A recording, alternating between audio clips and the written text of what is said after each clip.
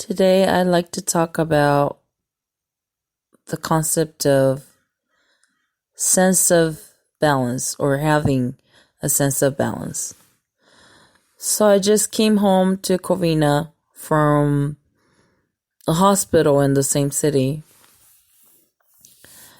I went there via emergency on an ambulance,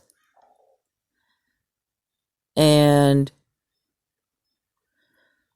I remember my gut kind of sinking down and my mind was getting dizzier and dizzier.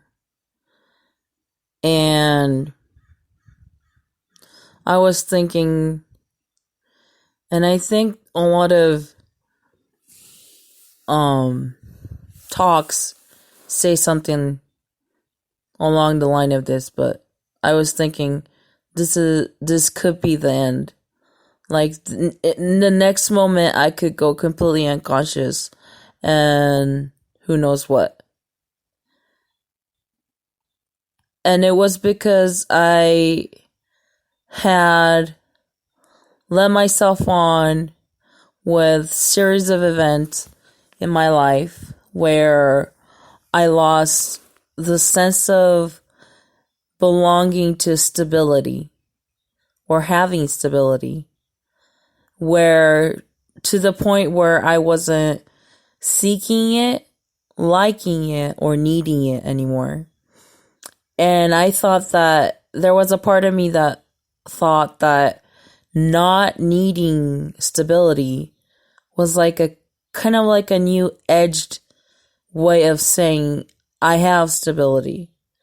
But it wasn't, because when my organs started to fail and I was throwing up, I was barely walking, my diabetes was really, really bad, I thought, okay, not having stability definitely doesn't mean having stability. Not needing to rely on stability has nothing to do with actually having stability. It's definitely the opposite. It's the exact opposite. If you don't have stability, you just don't have it. Stability is something so solid that if you're not close to it, if you don't hold on to it, or if you don't work toward it, you're definitely going somewhere else. And I learned this the hard way this time. Up until recently, I felt like, well, there's ways to figure yourself out. If you end up losing stability, maybe your stability is being wild, or maybe your flexibility is your stability. Like, the word stability itself didn't mean quite what it was supposed to mean. And I was only fooling myself, because there's only one thing in health. You're either healthy or you're getting farther away from it. And while you're getting farther away from it, you can't say that, oh, no. In a way, in a twisted sort of way, I'm actually healthier. By destroying my organs, I'm actually gaining health to my organs. That doesn't make any sense, because the concept itself is flawed. Now, I used to start thinking this way, or I started thinking this way, when I used to be told by everybody that I overanalyze everything. They were like, my friends were like, "Aw, T, you're just thinking too much." And so I thought, okay, so if that's a bad trait in mine, despite the fact that I'm thinking things through in order to try to solve them, number one, I couldn't seem to find any answer or anything close to being an answer. Number 2, my overthinking would get worse and worse. Number 3, it wasn't not helping, it was making it worse. The overthinking itself was putting me farther away from the solutions. Because I would have addictive behaviors like listening to one song for 2-3 hours nonstop on repeat and just putting my brain in a trance state. And that definitely wasn't healthy. And so in the midst of all this, at one point when I started smoking cigarettes pretty regularly at like the age of 24, I believe, that's when I started to smoke more regularly. Menthol hundreds. I always liked the long ones, the heavier ones. My thought was, somewhere in my mind I was saying, by destroying my mind, I am gaining health. So this is kind of where I started thinking about the concept of sense of stability by means of not having stability. Which, like I said, it ended in failure. It ended in making me in hospital in an emergency situation where I was almost dying.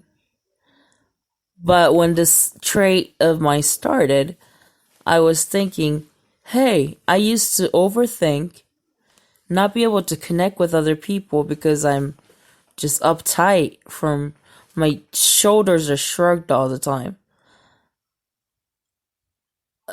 I started saying, I think this smoking thing is helping me connect with other people.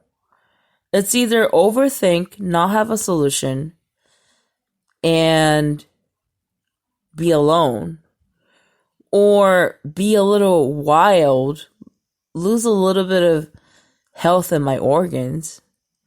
At the cost of that, be able to connect with other people that are going through their rough patches. Which do I choose? And basically I chose being able to connect with other people.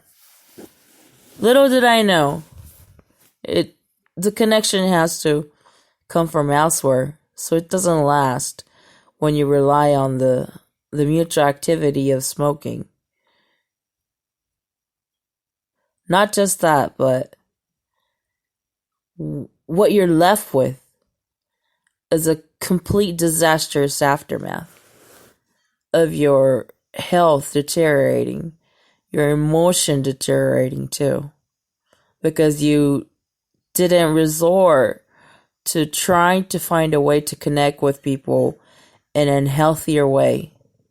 So I ended up losing the health of my organs, and from the direct effect of the thought process of being edgier, being wilder, not taking care of myself as like the new way to take care of myself, left me deserted. So eventually, and I'm saying eventually, but this is like an ongoing thing for me because I just got out of the hospital yesterday. And up until yesterday, I was in the hospital for about 6 days or so. The first 4 days, I couldn't taste anything. I couldn't remember anything. And I could barely walk or go to the bathroom. And I remember just going to the bathroom, laying down right then and there, not even using those special stools that you use bedside in the hospitals, but literally going to the bathroom while laying down. That's how bad it was. But I want to leave it here right now because this is day 2 of me being out of the hospital. This is how I sound. These are my thought processes. Number if I could list 3 things, bullet list my goals right now for the next week, even not even month, but next week would be 1, eat healthier, 2, take light walks and stay hydrated, 3, remember to reach out to people in the ways that I can. I'm going to take it simple. I'm not going to complicate things. And I'm going to make a promise to myself that I'm going to be as honest as I can be to myself so that I can pass that on to the way I connect with others. I hope some of these were insightful in a way. It's just my thoughts recorded, but it has some medical things in it, some life journey type of thoughts. I'm going to keep on recording every week, if not every day. I hope you guys have a great Tuesday evening from Los Angeles, California, and have a great night.